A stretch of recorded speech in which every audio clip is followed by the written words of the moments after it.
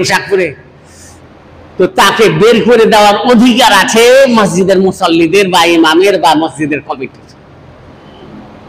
এটা কার কথা? হাদিসের। আল্লাহ রাসূলের যুগে ওই সব লোককে বের করে দেওয়া হতো যেসব লোক দুর্গন্ধ নিয়ে এলোমেলো অসভ্য হয়ে মসজিদে আসত। তো মসজিদের এটা হচ্ছে সর্বোৎকৃষ্ট স্থান পৃথিবীর বুকে। হাদিসের মধ্যে এসেছে যে সর্বোৎকৃষ্ট স্থান হলো মসজিদ, আর সবচেয়ে খারাপ জায়গা হলো মার্কেট। মার্কেটকে খারাপ জায়গা কেন বলা হয়েছে? এই জন্য যে ওখানে মিথ্যা কথা বলে, ধোকা দেয়, মিথ্যা শপথ করে, ঠকবাজি করে মাল বিক্রি করে অনেকেই। এই জন্য ওইটাকে বলা হয়েছে খারাপ জায়গা। ব্যবসা হালাল, কিন্তু হালাল পন্থাই করতে হবে। তাহলে এইসব আদব কায়দা যেন মনে থাকে। হাঁচি দিব আস্তে, রুমাল দিয়ে ধরে দিব, ওই নাকের মুখের পানি গ্যাস যেন এদিকে ওদিকে ছড়িয়ে না পড়ে। এই যে আজকাল টিস্যু পেপার পাওয়া যায়, যদি এটা না পাওয়া যায় তো কমসে কম কাপড়ের রুমাল পাওয়া যায়, এটাকে প্রত্যেকদিন পরিষ্কার করবেন। কয়েকটা রুমাল রাখতে হবে 5-7, যেন প্রত্যেকবার যখনই খারাপ হলে ধুয়ে দেওয়া যায়। এই যে এই মুখটুকু এই করে পকেটে, বাম পকেটে রাখলেন, মসজিদে বেরিয়ে যাবেন, কোনো খারাপ জায়গায় হবে তখন ফেলে দেবেন এগুলো। মসজিদ পরিষ্কার পরিচ্ছন্ন রাখা, নিজেকে পরিষ্কার পরিচ্ছন্ন রাখা, এটা ইসলামের আদব। কোরআনে আছে ওয়াসিয়া বাকা তাহির, তুমি কাপড় চোপড় তোমার পরিষ্কার রাখ, অন্তর পরিষ্কার রাখ, সবকিছু পরিষ্কার রাখ। এবার আসি আসল বক্তব্যে। কি? যে কারণ ছাড়া কোনো কিছু সংঘটিত হয় না, এটাকে বলা হয় আরবিতে কানুন উসাবাবিয়া, আর বাংলাতে বলা হয় কার্যকারণ আইন।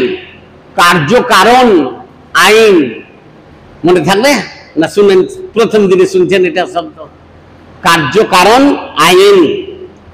এইটা ছাড়া কোনো কিছু ঘটে না, না দুনিয়াতে না আখিরাতে ঘটে।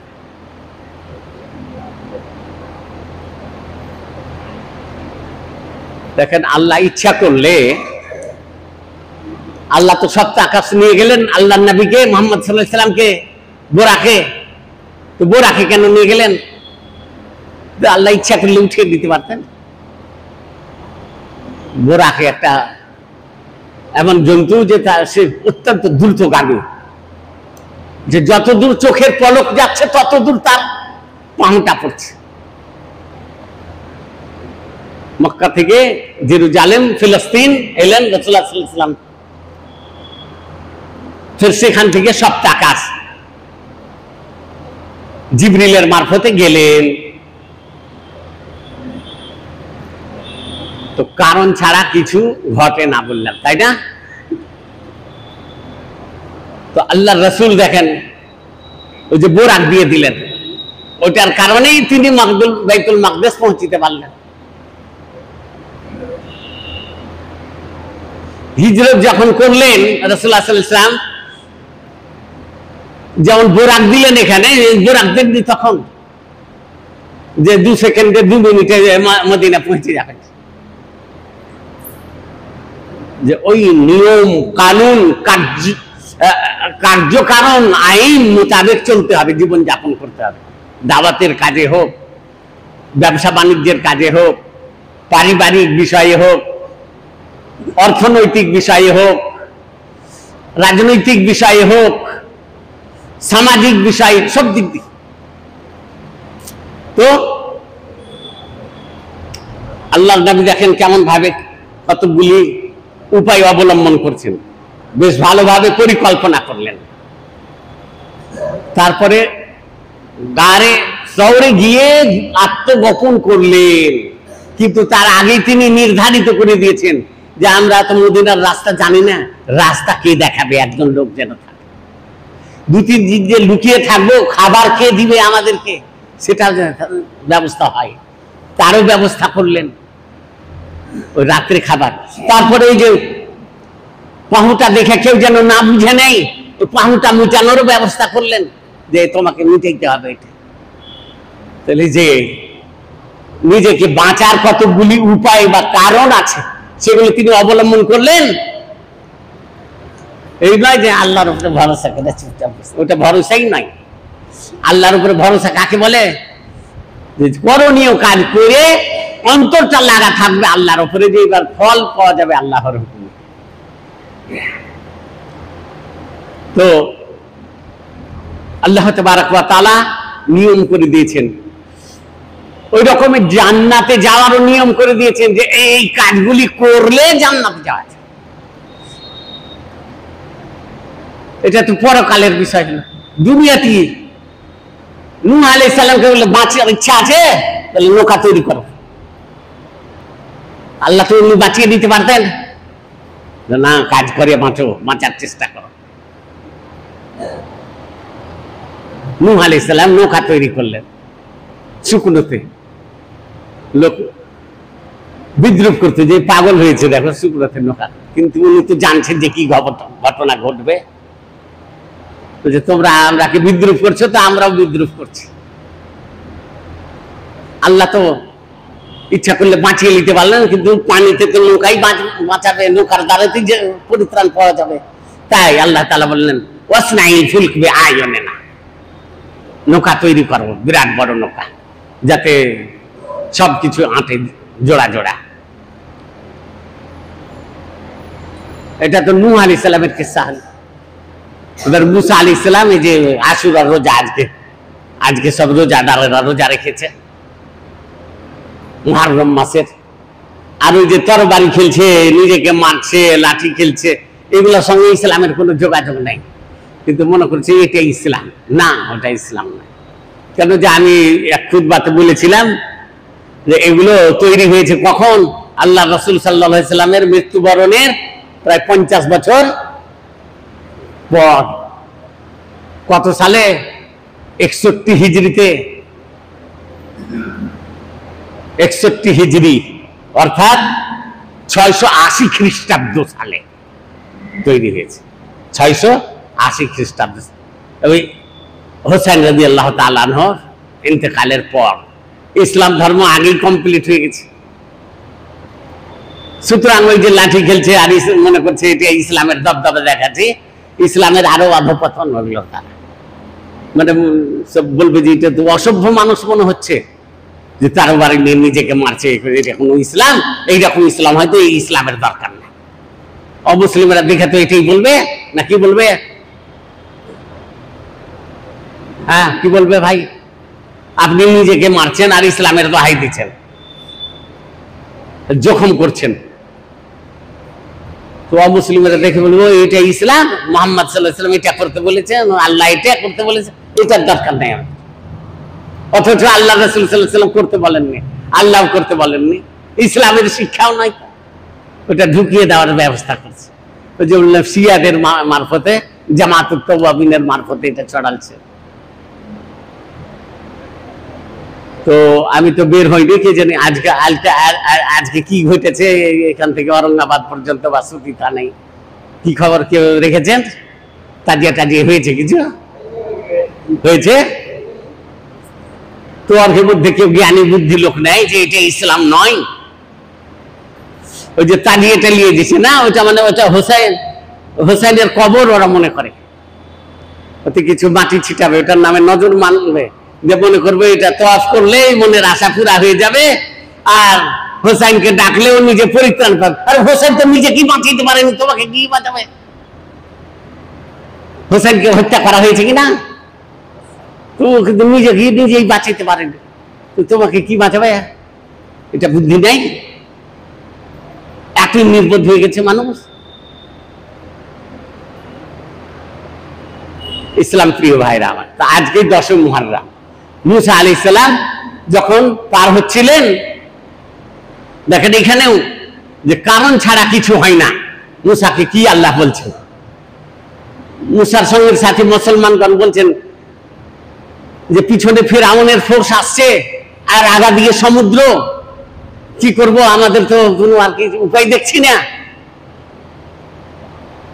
মুসা আলাইহিস সালাম বললেন না যে হ্যাঁ আল্লাহ আমরাকে উঠিয়ে নিয়ে চলে যাবেন, পরিত্রাণ দিয়ে, বললেন যে কিছু পথ বের করবে, সাইয়াহদিন, আমাদেরকে কিছু পথ অবশ্যই অতি সত্বর দেখিয়ে দিবেন।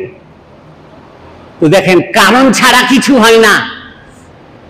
তো মুসা আলাইহিস সালামকে আল্লাহ তাআলা বললেন অদরিব বিআসাক আল বাহর, এই সমুদ্রে তোমার লাঠিটা তুমি বার করছো, এই লাঠিটা তো পারবে মারতে, ওই কাজ করো। যেমন লাঠি মারলেন, রাস্তা হয়ে গেল, সমুদ্রে শুকনো রাস্তা হয়ে গেল। মুসা আলাইহিস সালাম আর তার সাথীরা সব পার হয়ে গেল। তাদের পিছনে পিছনে ফিরআউনও ধাওয়া করতে শুরু করলো তার সেনা সৈন্য নিয়ে। মাঝামাঝিতে যেমন গেছে, আল্লাহ হুকুম করে দিল পানিকে যে এবার তাদেরকে ডুবিয়ে দাও। তো দেখেন, এখানে মুসা আলাইহিস সালামকে আল্লাহ বললেন লাঠি মারো তবে রাস্তা। আল্লাহ তো ইচ্ছা করলেও ওখানে শুকনো রাস্তা করে দিতে পারতেন, কিন্তু জানছেন না, ওই সব কাজের কারণ আছে। তুমি পরিত্রাণ চাইছো, তো এই কাজটা করো। হ্যাঁ, আপনি সন্তান চাইছেন, বিয়ে করেন, এই কাজটা করতে হবে। আপনাকে পিপাসা লেগেছে, পিপাসা দূর করবেন, পানিটা খান। খিদা লেগেছে, খিদা দূর করবেন, তো খাবারটা খান। এই যে কানুন, এটা আল্লাহ তাআলা করে দিয়েছেন। এই কানুন ছাড়া কিছু নাই দুনিয়াতে আর আখিরাতে। এই আইন ছাড়া কিছু নেই। এই যে নামাজ পড়ছি, এই যে দার্স দিচ্ছি, কেন? যেন আল্লাহর সন্তুষ্টি লাভ করতে পারি, জান্নাত লাভ করতে পারি। ওটা কারণ একটা জান্নাত লাভের। কারণ ছাড়া কিছু করেন না আল্লাহ। মারিয়াম আলাইহিস সালাম, মারিয়াম আলাইহাস সালাম নাম শুনেছেন, ঈসা আলাইহিস সালামের মা এত কষ্টের অবস্থায় আছেন, সন্তান জন্মগ্রহণ করলো, খাবার নাই। আল্লাহ ইচ্ছা করলে তো খাবার দিয়ে দিতেন, যেমন আগে মেহরাবে পৌঁছে দিয়েছিলেন। ওই যে হুজ্জি ইলাইকি জিযআন মিনান নাখল তুসাকিত আলাইকি রুতাবান জানিয়া, তুমি এই গাছটা হিলাও, তবে খাবার পড়বে, ওটা খাবার খাবা। তাহলে খাবার, এই রুজি পাবো, তার কারণ আমাকে গ্রহণ করতে হবে, উপায় অবলম্বন করতে হবে। ওই খাবারের কারণ কি হলো? বলছে হিলাও গাছটা, দিয়েছে রুজি আল্লাহ, কিন্তু তুমি ওটা হিলিয়ে তো এটা খাও। কারণ ছাড়া কোনো গতি নেই। আমি আল্লাহকে খুব মানি বলে বলবো যে আল্লাহ গো আমাকে রুজি দিয়ে দাও, আমাকে মরণ থেকে পরিত্রাণ দিয়ে দিতে হয়, এগুলো দুয়া না জায়েজ। হ্যাঁ, কিন্তু যখন আপনি নিরুপায় হয়ে যাবেন, নিরুপায় হয়ে গেলেন, তখন আল্লাহ কোনো ব্যবস্থা করে দেবে। আপনি যেহেতু নিরুপায়, আপনার হাত পা বাঁধা আছে, কিছু করতে পারছেন না, গাছ হিলাইতে পারবেন না, তখন আল্লাহ আপনার কোনো ব্যবস্থা করে দেবে, নিরুপায়। কিন্তু যতক্ষণ পর্যন্ত আপনার শক্তি আছে, উপায় গ্রহণ করার ক্ষমতা আছে, আপনাকে করতেই হবে, কারণ গ্রহণ করতে হবে, উপায় অবলম্বন করতে হবে। আল্লাহ তাই করেন। وأنا صببنا الماء صبا ثم شققنا الأرض شقا فأنبتنا فيها حبا। দেখেন, আল্লাহ যে ফসল দেন, গাছপালা দেন, ইচ্ছা করলে তো আল্লাহ দিয়ে দিতে পারতেন, কিন্তু তা করেন না। কি করলেন? ওয়ান্না সাবানাল মা সাব্বা, আমি পানি বর্ষণ করি। সুম্মা শাকাকনাল আরদা শাক্কা, মাটিকে চিরে দিই। ফাআমবাতনা ফিহা হাব্বা, অতি যে দানা থাকে ওটার আমি ফের উদ্ভিদ হিসাবে গাছ উৎপাদন করি। তো সবই তো কারণ। এখানে হঠাৎ করে করে দেননি আল্লাহ, যদিও পারবেন, কিন্তু না, উপায় অবলম্বন করতে হবে। অক্সিজেন আর কি আছে, হাইড্রোজেন, দুটা মিলিয়ে কি হয়? পানি সৃষ্টি হয় আল্লাহর হুকুমে।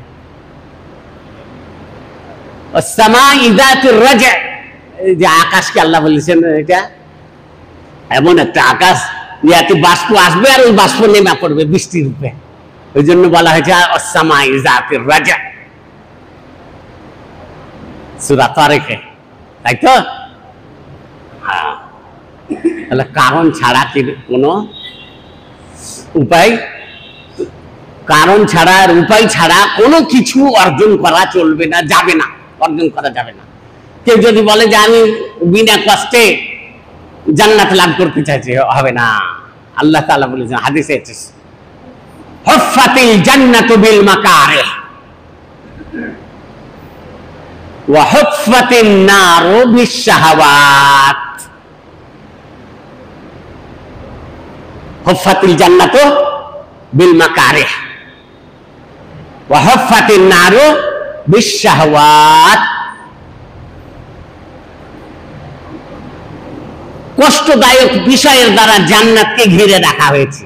ওই কষ্টদায়ক বিষয় পার হয়ে যাবেন তো জান্নাত যেতে পারবেন, অত সহজ নাই। আর জাহান্নামকে ঘিরে রাখা হয়েছে লোভনীয় বিষয় দিয়ে। এখানে জিনা, এখানে মদ, এখানে চুরি, এখানে ডাকাতি, এখানে হারাম, এখানে মাগিবাজি, এখানে ঠকবাজি, এখানে ধান্দা, এইগুলো সব আছে। যেখানে যাও জাহান্নাম যাওয়া সহজ। যেমন ফেল পড়াটা সহজ কিনা? কিছু করলো না, পড়লো না, ফেল পড়ে যাবে। তো ইসলামের কাজ করবেন না, জাহান্নাম যাওয়া খুব সহজ। কিন্তু জান্নাত গেলে কষ্ট করতে হবে। হুফফাতিল জান্নাতু বিল মাকারিহ,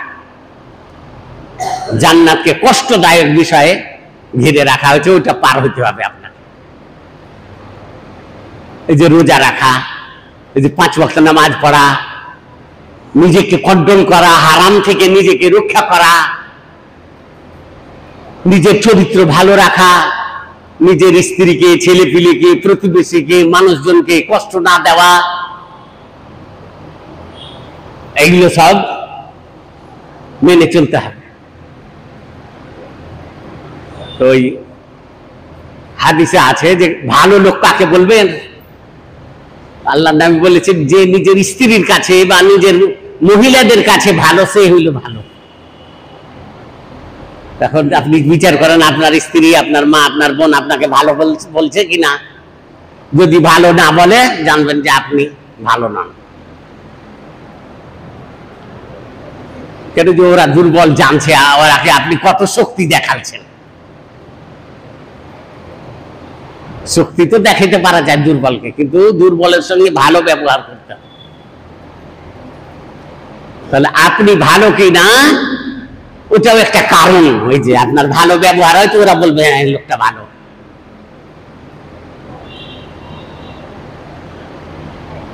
আর আপনার স্ত্রী ভালো কিনা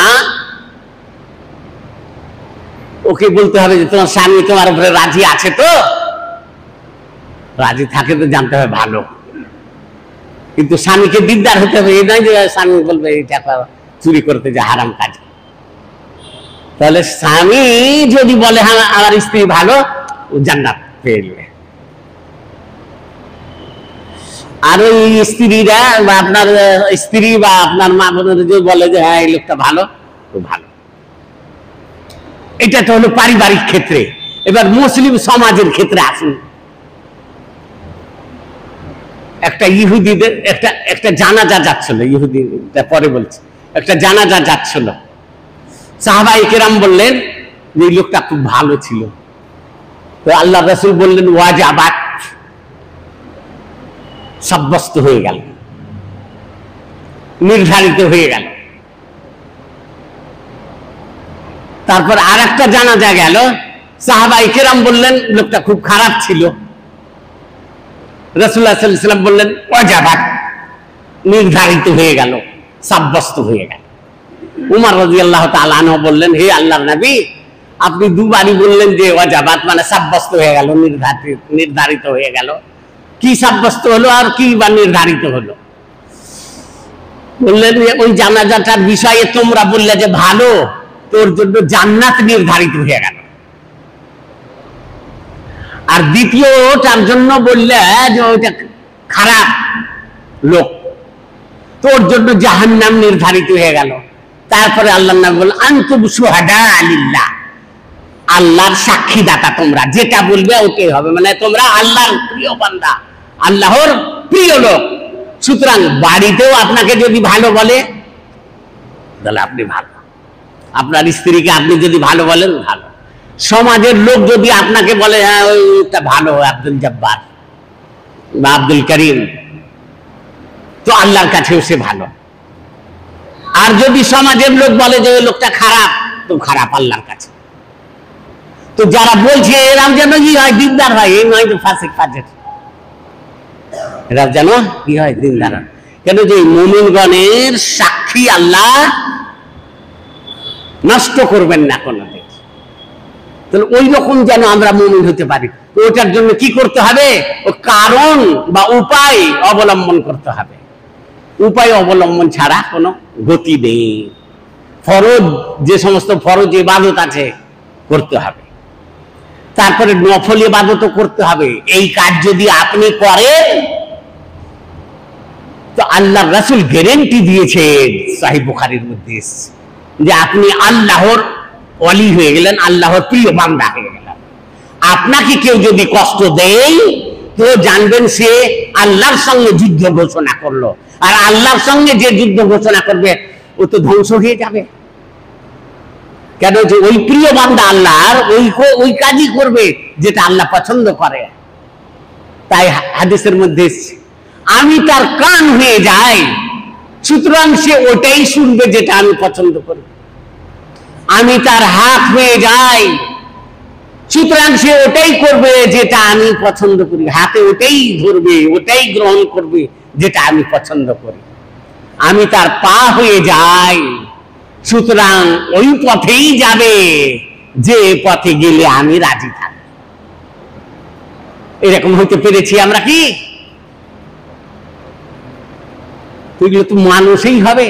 তাই আল্লাহ বলেছে আলা আউলিয়া আল্লাহ লা খাউফুন আলাইহিম ওয়া লা হুম ইয়াহজানুন আল্লাযীনা আমানু ওয়া কানু ইয়াত্তাকুন।